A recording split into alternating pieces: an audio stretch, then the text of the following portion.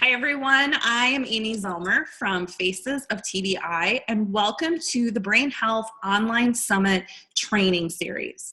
I myself am a survivor from a fall on the ice in February of 2014, and myself, along with Dr. Jeremy Schmo from Minnesota Functional Neurology, we saw a need in the brain injury community for more training and education on alternative healthcare methods and modalities for those that are still suffering from the lingering effects of a brain injury. So our goal is to help educate and bring awareness to this invisible injury that affects 2.8 million Americans each year and is leading cause of death and disability worldwide. Each day, we're going to be bringing you 4 to 5 speakers who are going to share their experience in either working with brain injury patients or their own real-life experience of living with a brain injury. So today I'm here with Dr. Mike T. Nelson, who has spent 20 years of his life learning how the human body works, specifically focusing on how to properly condition it to burn fat and become stronger, more flexible, and healthier. He has a PhD in exercise physiology and an MS in mechanical engineering and biomechanics. He's a faculty member for the Carrick Institute of Functional Neurology and has published research in both physiology and engineering journals. He's even been called in to share his techniques with top military agencies. His main research interests are human performance, heart rate variability, and metabolic flexibility. In his free time, he enjoys spending time with his wife, lifting odd objects, and kiteboarding. And today he's going to be talking to us about how and why you should use a heart rate variability to monitor stress for brain health. So welcome to the summit, Mike. I'm glad to have you here. Yeah, thank you very much. Very glad to be here. Thank you. So I guess first of all, why don't you kind of tell us exactly what is heart rate variability? Yeah, so heart rate variability is something that's been around for a while, although it's just becoming more used right now. Although I'd say it's probably not super popular. So most people are familiar that if you go, you can measure your resting heart rate. So if I get up in the morning, sit on the side of my bed, there's a bunch of different apps, different programs, and let's say my resting heart rate's 55 or whatever it ends up being. So heart rate variability is actually looking at the very small changes from one heartbeat to the next. And what that's useful is that gives us an inside look at the stress that's actually being applied on our body and our brain, which we'll get into. So the hard part is that in the past, it used to be pretty expensive. You had to come into a lab. So I was in a lab at the University of Minnesota. So the study I did on it, people would have to come in, you'd have to have them rest, you'd do the measurement, and it just wasn't super practical. Now you can actually do the measurements pretty accurately through your smartphone in different other ways. So the nice part is it's something in the lab used to cost us 10 grand in equipment. Now is one-time purchase for less than $100. And what's better is that you can get that on a daily information. Because everybody knows that each day your heart rate or your stress level is going to be a little bit different. So by having that daily measurement, by just doing a couple minutes in the morning, you can then look for different patterns and see, I was more stressed this day, a little bit less stressed this day. And it kind of helps you figure out what are those things that are causing you more stress, which then leads you to performing better actions. So are there specific apps that you suggest to people? Yeah, there's a couple different apps that you can use right now. My preference is one called iThlete. So instead of athlete, it's an I. So ITHLETE. And as I said, they have a little finger sensor you can use, or you can just use a standard Bluetooth heart rate strap. So you would put that on first thing in the morning, turn the app on, and rest quietly for a couple minutes, and then do the measurement. Total measurement takes less than 60 seconds. So it's pretty easy to do now, which I think is why it's becoming more useful and becoming more popular also. Mm-hmm. So how did you get into studying this? Yeah, I kind of, in all honesty, sort of fell into it. I did an undergrad and then did my master's in mechanical engineering. And then after that, I did about a 4-year stint in the PhD program in biomedical engineering. And I had finished almost all the classwork for that except for 2 classes. And I remember sitting in a class on MRIs and the professor like drawing all these equations on the board that I knew absolutely nothing about. And I went in there with all, PhDs in physics and electrical engineering. And I asked the guy next to me, I said, "Hey, do you even know what he's writing on the board?" And he's like, "No." And he was a PhD in physics. I'm like, "Oh, I'm so screwed." And I've been thinking about changing to exercise phys for quite a while. So at that point, I literally dropped out of the class, changed my major, and then went across campus to the exercise physiology department, kinesiology, and walk in. So the first day, my advisor was like, "Hey, we have 2 new projects. One's on heart rate variability, one's on metabolic flexibility, and they both involve a lot of math." And so he's looking around the table and he kind of points at me. He's like, "Oh, you, math boy, whatever your name is, these are your projects now." Since most people who do exercise physiology just generally don't take a huge background in math. So that's how I kind of got into it, probably almost like 10 plus years ago now. And at the time I was like, "What is this? I've never heard of this before." And the more I dug into it, I found that, this is actually a pretty cool marker for the stress on your autonomic nervous system. So if you look at the autonomic nervous system, we've got 2 branches. One's the parasympathetic, or the rest and digest branch, which is like pushing down on the brake pedal on your car. And then we've got the sympathetic branch, which is like pushing down on the gas pedal in your car, sort of the fight or flight response. And the nervous system will try to balance these 2 out, but obviously you're going to have points where you're going to be either more parasympathetic, more rest and digest, or more sympathetic, more stressed. And heart rate variability allows you to kind of see what that balance is by looking at these very, very small changes from one heartbeat to the next. So that's how I kind of fell into it, and I used it on a couple different studies from there. So why don't we talk a little bit more about the whole autonomic system and how someone who has had a concussion or a brain injury, how their autonomic system can be really affected by that. I know myself, Jeremy found with me that most people, it's when you go from like sitting to standing, their heart rate up. And then mine was when I went from sitting to laying down, mine would go skyrocket, which that shouldn't happen. Yeah. And, so I found that it's really fascinating. You don't think about how your brain controls everything in your body. And I think that a lot of people watching this are probably suffering from some form of autonomic dysfunction and don't realize it and don't connect it to their brain injury. Yeah. So in short, you can see all sorts of wonkiness show up with the autonomic nervous system from brain injuries. Just depends on the mechanism, where you got hit, what areas are affected, things of that nature. But you bring up a good point that because most of the autonomic nervous system is kind of running in the background, a lot of it's happening sort of subconsciously. It's one of those things that most, quote unquote, healthy people don't think about a lot, right? And you mentioned a really good one with seated to standing, right? So if I get up in the morning and I fly out of bed because, a smoke alarm goes off or someone's at the door or whatever, my heart rate actually has to go up pretty high for a short period of time, right? Because I went from laying down, so my heart's working, but it's not even working against gravity. So it's pretty easy, right? So if people measure their heart rate, just standard heart rate, it's going to be much lower laying down than it's going to be standing, just because laying down, you're not even working against gravity. But the second I stand up really fast, like a whole bunch of stuff has to be coordinated. So in general, my heart rate will go up a little bit to keep what's called cardiac output, to make sure I can keep blood flowing to all the areas, especially the brain. I'll have changes in vessel tone.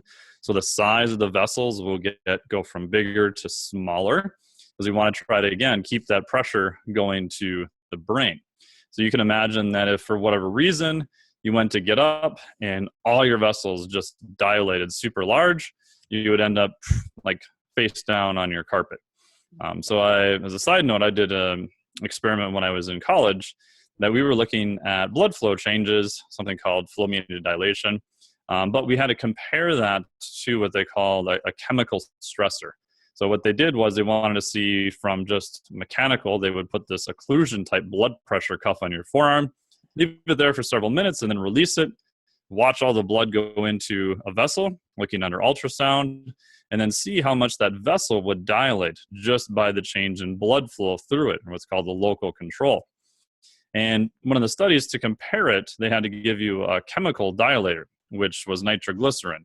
So if you've ever had, like my grandma had angina, she would carry these sublingual nitroglycerin tablets, which would increase the size of the vessels.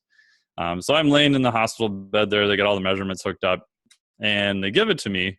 And like a couple minutes later, I could just feel like all my vessels just dilate, because you could just feel your pressure just kind of drop. Yeah. And I knew at that point, if for some reason I had to get out of the bed really fast, I would have been completely face down on the floor. So what that's doing is the chemistry is basically overriding kind of what is the sort of autonomic control of those vessels. Of course, right after that, I got a just splitting headache from all the vessels dilated in your head at the same time. Right. So if you go back to autonomic function, so your brain and autonomic function is always keeping these things pretty finely tuned. And of course, if you've got some type of brain injury, you can see those things kind of disappear or have some sort of change in function, like you said. So maybe sitting to standing is affected. Like you said, sometimes the reverse is affected, going from standing to laying down. Just these different functions from even like the parasympathetic is increased during digestion. So after you have a meal, we want to have more blood flow going to the gut in order to use those, vitamins, nutrients, things of that nature. The reverse is also true. So if you get, scared or you're running, your body's going to shunt all blood flow primarily to the muscles. And all of those are different functions of the autonomic nervous system, even different functions, with the eyes and how they operate. So it's kind of how I explain it to people. It's sort of tied into all the functions your body needs to do on a day-to-day basis that generally kind of fall under your radar, so to speak, until you have something that goes wrong with it. Then obviously you'll notice it right away. Mm-hmm. Yeah, I have quite a few friends who have had brain injuries, and the doctor has found that their blood pressure is either really high or really low, Mm-hmm. and put them on blood pressure medication. Yeah. And like, why is it that so many doctors just don't understand the autonomic system? I mean, there's something else going on. It's not probably actually the heart that has the problem. It's the brain that has the problem. So I guess I kind of have two questions for you. Mm-hmm. How do you get the autonomic system under control, and why aren't doctors understanding it? Yeah. So the second part, again, this is just a guess. I think the general sort of medical model is almost like kind of what I call whack-a-mole, right? It's, you have high blood pressure, you need this med. You have this, you have diabetes, you need this med, right? And that's just the way physicians. Yeah, and physicians are just generally trained that way. It's very algorithmic, so to speak.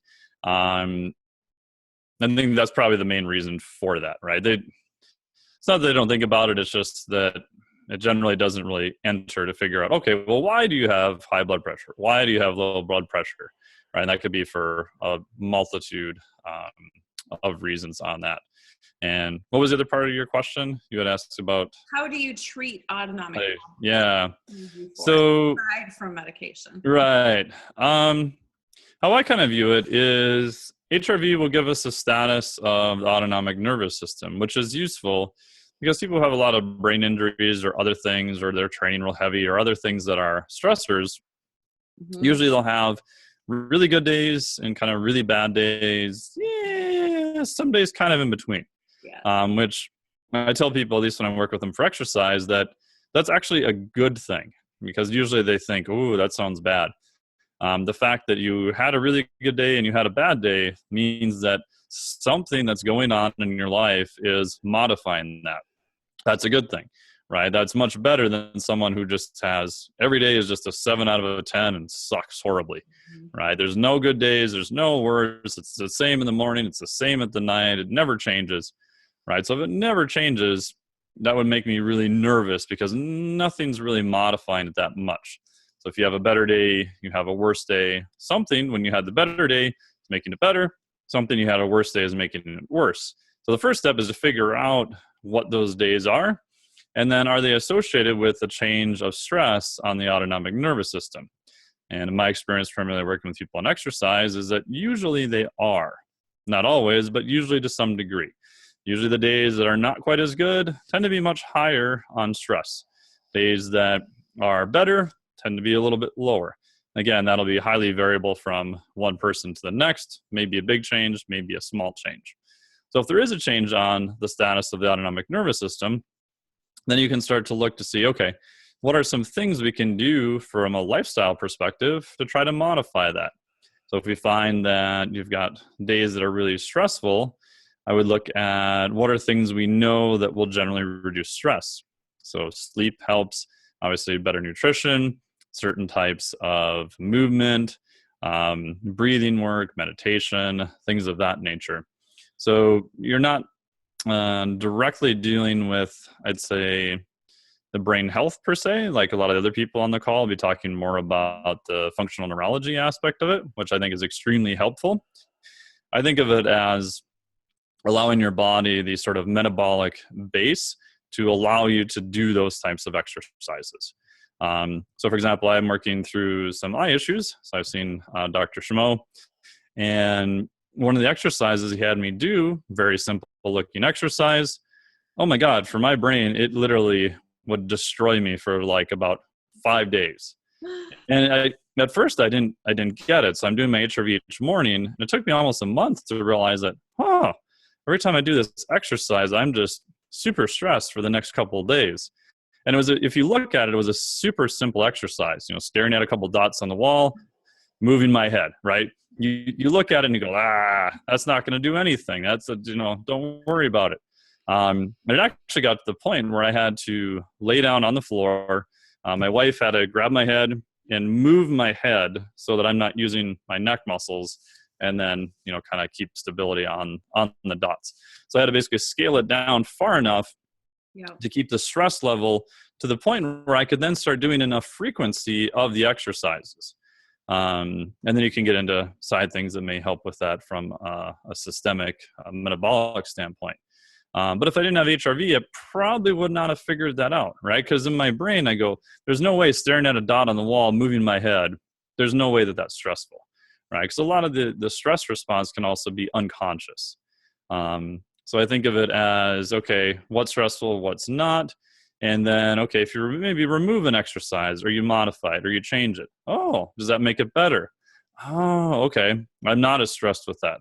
Cool. So instead of doing it 2 times a week, maybe I can do it 3, maybe I can do it 4, maybe I can do multiple times a day. Again, just depends on what's going on and what you're trying to work around. But I found by having that baseline of stress, it kind of prevented me, in my case, to just go, just suck it up and just try harder, right? And then you just, all of a sudden you end up super stressed and everything gets worse and you're like, well, what the heck happened? So that's kind of how I think about it in my brain. Yeah, my exercises were similar. In the beginning, he literally moved my head. Mm-hmm. And he also had explained to me that some people, he has to have them lay down and stare at the dots on the ceiling because that's where they can keep their heart rate. Or if they're sitting up, their heart rate just goes too high. So so there's some fascinating stuff about the state that you're in and at a base level learning. Right. So they've done some research on Navy SEALs where they'll put them in like a float tank or a sensory deprivation chamber, which if people haven't seen it, it's Epsom salt and you can float. They try to get the water temp to be close to skin temperature. So what they're doing is all these things to try to remove different senses and to try to acutely increase parasympathetic tone. And then they found that if they do different language learning was one of the experiments, that in that state where they're much more relaxed, their ability to learn was much higher, right? So analogy I've used with people who come here for exercise is if you're doing, let's say, a back squat and I'm yelling at you and telling you to count backwards by prime numbers during the exercise, you're probably not going to do very well, right? Because I'm increasing the stress too much, right? If you're running from a bear, you're not going to try to learn a new language, right? You worry about the bear first and then worry about something else, right? So from a brain learning standpoint, I agree with that if you can kind of scale things back, make it a safer environment, even laying down, right? Less heart rate response, less of the pressure response to keep pressure standing up. A lot of times people can do exercises in that state because they're increasing that what's called parasympathetic tone at that point. Yeah. So take someone who's recovering from a brain injury or a severe concussion, and let's say they're an athlete. Mm-hmm. They want to get back into running, and they're struggling. I assume that a lot of that has to do with the heart rate variability, the autonomic system, it's all so interconnected. But what would be your route with that person? What would you do to get them back to running? Yeah, so what I look at on the exercise side is what is something, so there's two ways to look at it. There's something called eustress versus distress. So eustress, EUSTRESS, is generally thought of as stress that you can generally recover from relatively short period. So if we're talking exercise, maybe a day or two, maybe a few hours, somewhere in there. Distress is stress that takes you much longer to recover from.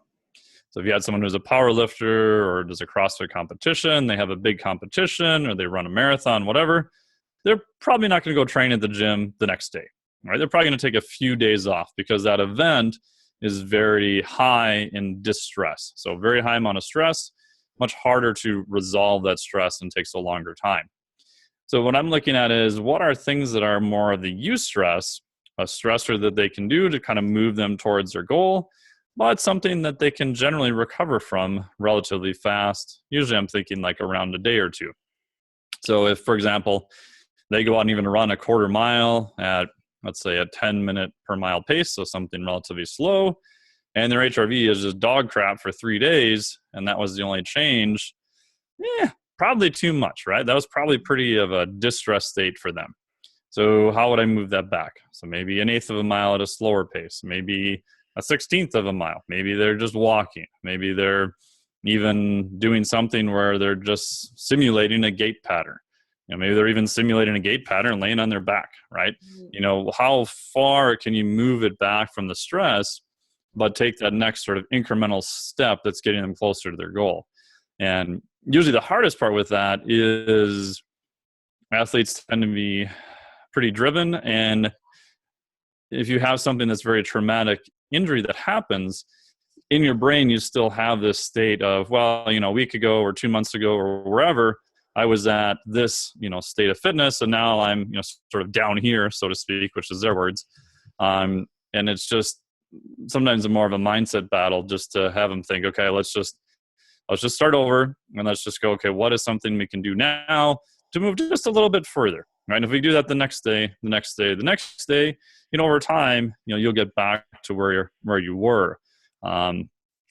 Like the HRV with that, because I can show them if they sort of go out and push the red line too hard, they'll see it in their own measurement the next day. And so it's not me yelling at them and saying, oh man, you got to slow down. It's literally their body's response saying, woo, yeah, you kind of pushed it a little bit too hard. You're definitely way up here. And the nice part about that too is that I don't really know what the response is going to be. I mean, no one can really predict that. Right. So you just start and see, what was your response? Oh, that was all right. 24 hours are pretty good to go again. Cool. We'll do that again and just a little bit more. So you're always gauging everything to what they can recover from. And that leads them to getting there in a shorter period of time, whatever that time ends up being. Yeah. I hear, and it's always the more elite athletes, I think, that really complain how they can't. Oh yeah. Like I was running 15 miles before my accident. Yep. Well, you had an accident. So let's start with some walking. Yeah. But I would also have to think that sleep and diet play a big part into this. Yep. A lot of people who've been through brain injury have horrible, horrible sleep patterns. Yeah. And I have to imagine that plays a big part into the heart rate. Yeah, so sleep in general, just in pretty much anyone I've ever seen. Mm-hmm. The one thing that I've seen, so I've done HRV on clients in person and online for, in terms of daily readings, for over like 5 years now. And there's some athletes and some people that, they can eat, in all honesty, garbage and still perform pretty well. And for whatever reason, their blood levels and health markers from their doc are still pretty good. Other people can't get away with that at all. Some people can do insane amounts of exercise and be fine. Other people can't do as much. But the one thing that I've seen so far, actually no one get away with, is less sleep. So for whatever reason, the amount of outliers in sleep just seem to be a lot less, or maybe I haven't found them yet. And if you look at the research generally supports that. So when I'm working with someone, one of the first things I'm trying to do is to get them to increase the time that they spend in bed, right? So you always can't necessarily control how fast you fall asleep. You can't directly control how well you sleep. However, you can control your environment and the things you do to set you up to be in a better state to hopefully get better sleep. Right? So you can make sure your bedroom is dark. You can try to limit blue lights in the evening. You can try to get light exposure in the morning. You can go to bed earlier, so you actually are lying in bed earlier, which gives you the potential to sleep longer, things of those nature. So I always like to try to work on the action items that they can directly control. And the byproduct of those is, in general, right, depending on what they have going on, their sleep generally gets better. But the worst thing to tell someone is, hey, you just need to sleep better. All right, so go to bed tonight and just think about sleeping better. It's like, oh, great. Good luck with all that. Right. So can you talk a little bit more? I'm going to back up a little further. Yeah. A little more about the sympathetic system and that whole fight or flight mode. Mm-hmm. I know a lot of people kind of live in that fight or flight mode, and they have a lot Definitely. of anxiety following a brain injury. What are some signs to recognize that you're in that, and what are some things you can do to help manage it? Yeah, so it's interesting because the nervous system is so comparative. The analogy I use, which I stole from my buddy Carl Lenore, is that if you imagine you're working in a warehouse, and let's say there's 1,000 lights in the warehouse, and for whatever reason, you just live there. You never go in, you never go out, and every day one of the lights kind of goes out, right? And so if you fast forward, 2.5 years, majority of the lights are going to be out. Now, if you've never left that environment and come out and come back in, you're like, I don't know, it's not really that dark, right? Right. If someone else comes in, they're like, wow, what are you doing sitting in the dark, right? Or you go outside where it's super light out and you come back in, holy crap, it's dark in here, right? So I live in Minnesota, so I always joke in the winter, if you come in from outside, you're like, whoa, it's really cold outside. Even if it's 63 degrees here, like, wow, it's super warm in here. But if you've been inside all day, you're like, it feels kind of cold in here, right? Because your nervous system's comparing those two states. The reason I mention that is that a lot of people who are very sympathetically stressed, because they've never had those periods of time where they were more relaxed, their brain tends to forget them and they don't really realize how stressed they are. And again, the nice part about HRV is I can show them a number and say, hey, you are definitely more stressed. I had one person I worked with, and I did a phone consult with her initially, and I said, you sound like you're pretty stressed. You got a lot of stressors going on with the job and some injuries and everything else. And she's like, nope, not stressed. Me, not stressed? Nope, I'm not stressed at all. Very not stressed. I'm like, that sounds like you're quite stressed, right? But she had been in that state for so long that she didn't really realize it until, we got her kind of out of it. And then she's like, oh, wow, I was really stressed. Ooh, yeah. Resting heart rate of 83, not so good, right? HRV of 47, not very good. So the things that I like to do with people, I just had a phone consult with a guy yesterday on this, is one of the first questions I'll ask them is, well, what do you do for fun? And if they're like, I don't know, not a good answer, right? There's probably something you can do for fun, and it could be maybe a couple minutes a day, a couple hours a day, a couple hours a week. So I actually have people schedule that in first, right? So this guy was actually playing guitar. I said, cool, if you play guitar 10 minutes a day now, do that twice, so 20 minutes a day. It's like, oh, that's kind of crazy. And, scheduling other events. I also like being in nature for most people, right? So you can get sunlight, helps reset circadian rhythms. There's some cool stuff. You look on research of the term called forest bathing, which is more of a Japanese term, but it just means, hey, go hang out in nature, go walk outside. Crazy idea. You can do things like, meditation or prayer, or different words associated with that, breathing drills. Better nutrition generally helps. Usually increasing meal frequency anecdotally tends to help a little bit. It's not too much research on that. The hard part is it's generally the things that most people know, but they're not really doing, right? So a lot of what I do is just basically reminding people of what they should work on, not necessarily, oops, sorry, providing them with a ton of information that's brand new that they've never heard of before in their life. So I'll actually literally schedule those things in for them, and they'll have a little chart that has a compliance thing that says, hey, whatever the 2 or 3 things we're working on, did you play guitar today? Did you go for a walk? Did you at least sit outside and breathe for 5 minutes, right? Doesn't have to be anything crazy. And then once you get that habit, you can add a little more, add a little more. The last thing on that too is that for some people that are really stressed, you have to, my experience, even back up further and get them to realize that everything they do is actually a choice that they make, right? Because they'll say, well, I hate my job, but I have to go to work. Like, you don't really have to go to work, right? I mean, there's probably not a guy that shows up at your house, puts a gun to your head and says, get in your car and show up at work.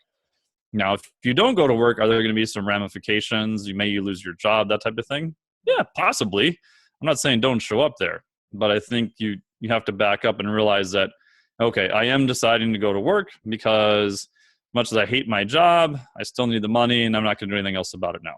Okay, that's fine. But I think you have to realize that each thing you do is an active choice. And once you realize that, then you realize that you're the one who's in control and then can actively make changes to it. Mm-hmm. Yeah, that's not always an easy conversation. No, and brain injury. That's what I was just going to say. A lot of people suffer from apathy. Yeah. And I remember early on, my therapist would ask me, "So what do you do for fun?" Like he still asks me. The time drives me crazy, and I'd be like, "Oh, like yeah."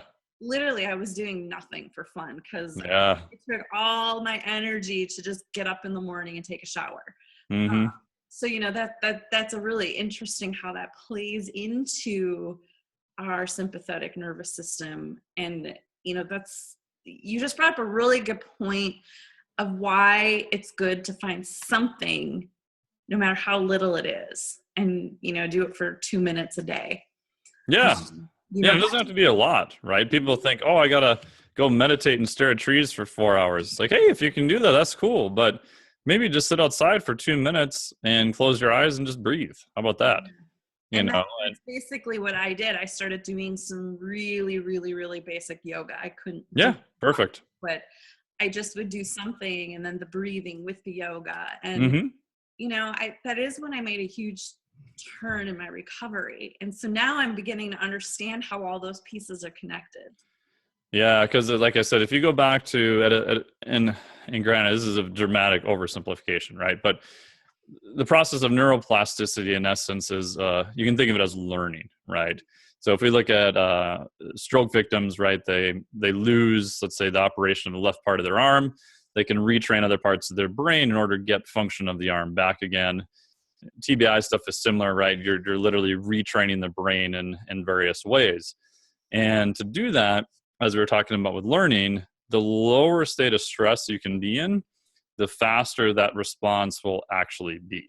Now, how much faster is it? No one can really say. Right. But I've even told students I teach, it's like, okay, how well are you able to remember anything if you try to cram 2 hours before the exam and you're stressed out of your mind, right? How about if you took the same 2 hours and did it the night before where you're relaxed, you get a good night's sleep, you wake up and you're not as stressed, right? So if you can lower the stress level, it's going to allow you to do the drills usually with a higher quality, can get you a better response, and your brain just generally works better, right? When you get super stressed, your brain is literally looking around going, oh my God, what's the next threat? Oh, there's a grizzly bear hiding behind that tree. I know it, right? As opposed to when you're nice and relaxed, I'm safe. Nothing's going to happen to me. Everything's okay. Cool. I can do some other stuff and I don't have to be worried about my survival all the time. Yeah, that's I think that's a really key point for a lot of people to kind of understand that fight or flight mode is, because your analogy earlier of how if you constantly live in it, you don't know any different. Yeah. I definitely was living in that state for about a year. Mm-hmm. And you look back at that and it's like, oh man. Yeah, yeah, and that's why I'm a big fan if people can do it. Initially taking a longer period of time for maybe, so I may have people do some specific meditation for 20 or 30 minutes for just 20 days and try as hard as they possibly can just to go through with it, because at the end they're like, oh, so I felt better after the meditation. Oh, this is more relaxed. Or take a walk or go for a swim or whatever it is that's relaxing to you. Yep. And initially, I'm a fan of kind of front loading that so that they get the sensation. So some people here, I may do some specific work with them on their breathing, get them to mechanically breathe better. So after a couple hours, they're like, oh, wow, this is what it feels like to breathe good. Oh, cool. Right. So you're giving them that little glimpse at that state, which they know exists. And once they've been there, it's really hard for them to backslide, Mhm. right? Because some part of their brain then goes, hey, I was at this point where it was really nice. Yeah. I do need to work to get back there. If you've never been there, you haven't been there for so long, you can't remember it.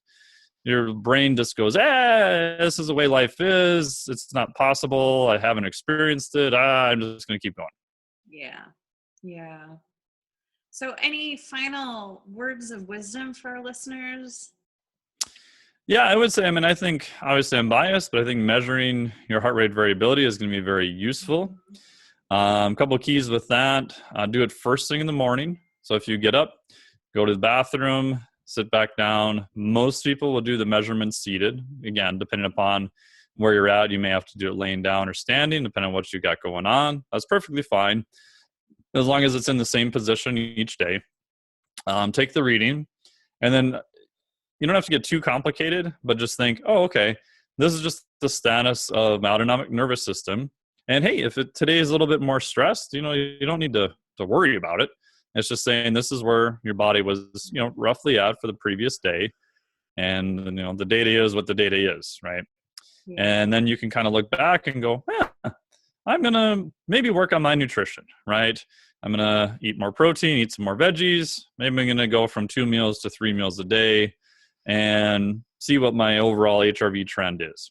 Oh, seems like I'm a little bit less stressed. Oh, it's easier to do my exercises. Oh, therapy doesn't seem so bad. Yeah. Okay, cool. So that means you're moving in the right direction. And once you got that habit kind of under control, then you can play around with the next thing. I'm going to go to bed half hour earlier or whatever it is.